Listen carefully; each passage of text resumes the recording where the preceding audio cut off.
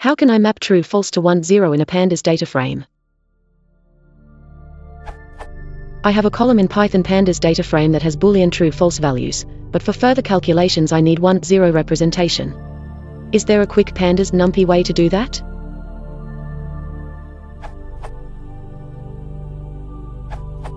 True is 1 in Python, and likewise false is 0 asterisk. You should be able to perform any operations you want on them by just treating them as though they were numbers, as they are numbers. So to answer your question, no work necessary. You already have what you are looking for. Asterisk note I use is as an English word, not the Python keyword is. True will not be the same object as any random one. You also can do this directly on frames.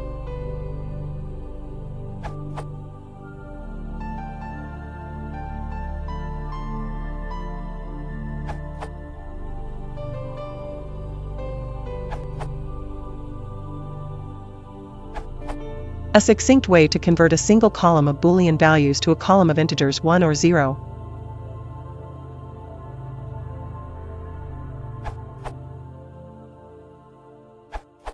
Just multiply your data frame by 1 int.